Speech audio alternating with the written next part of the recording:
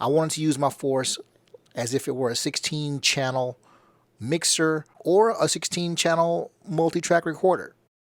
Because the interface has multiple outputs, I was able to set it up at the same time to do 2 effect sends as well as 2 headphone mixes. You could just as easily use 4 effect sends or 4 headphone mixes using Akai's Force and an audio interface. Here's how to set it up. What you need to make this work is an Akai Force on OS 3.1.1 or higher. You'll need a class compliant USB audio interface and a USB cable. The gear that I used to make this happen was my Akai Force. I'm using OS 3.1.2. I used a Tascam US-16X08, which I refer to as the 1608, and a regular old A to B USB 2.0 type cable. One of the things I had to do for this video was because I'm using all line input sources. I needed to use XLR to TRS converters for the drum machine because as you can see, the Tascam only has microphone inputs on the first 8, so I needed those converters to connect the drum machine. Speaking of which, drum machine is Yamaha RX5. I used it because it's got 12 outputs and I could address it via MIDI.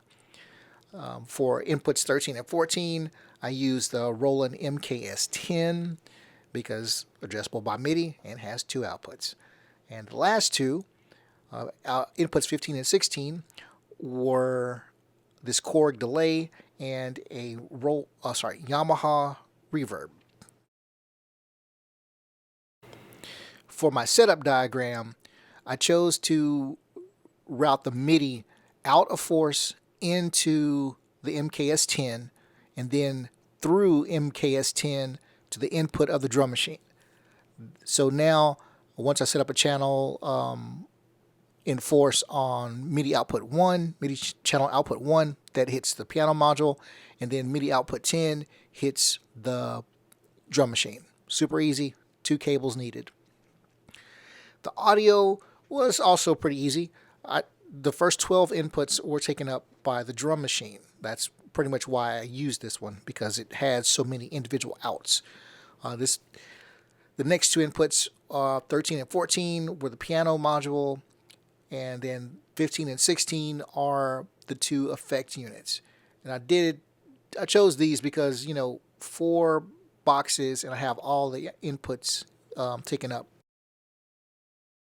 For the outputs, outputs 1 and 2 went to my 6 mixer, along with a microphone for narration, and the output of the 6 mixer goes to the camera. It also has the benefit of letting every sound that the Force audio subsystem makes go straight to the camera. So if there's any pops, clicks, glitches, anything that would indicate what kind of performance you get with this system, you'll hear it. I'm not editing any of that stuff out. I thought it was really important for people to hear that because that's questions and some things I see on the forums a lot. Some people are really concerned about pops and clicks and glitches and latency. So that's outputs 1 and 2. That's where they're going. Output number 3 feeds the delay. Output number 4 feeds the reverb. And then outputs 5 and 6 are left over for headphone sends.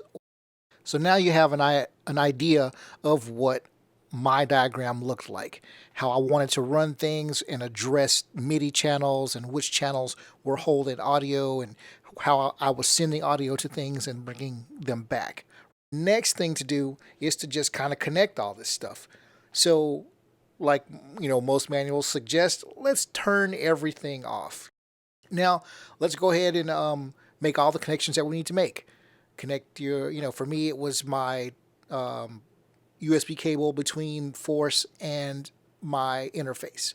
Then the MIDI cables from Force to the piano module, and then from the piano module to the drum machine.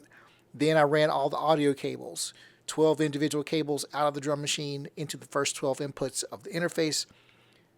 Stereo pair 13 and 14 from the piano module to 13 and 14 on the interface, and then cables for 15 and 16 to the effects, and then bringing the returns back. Once all that's done, go ahead and power everything back up. Just restart. Once I made all the physical connections, now it's time to turn 32 input and output on. Made a new project, choose menu, we choose preferences, and then we go to audio device. Once we're in audio device, click the little box that says 32 inputs/outputs. That'll make your Force restart.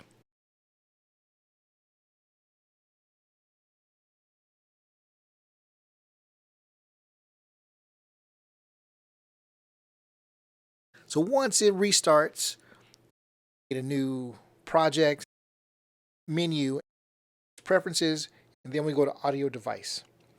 And now you should be able to choose your audio interface. Once you've done that part and you see it here, now you have to do is set up your mixer and your session to handle and route the inputs and outputs where you want them to go.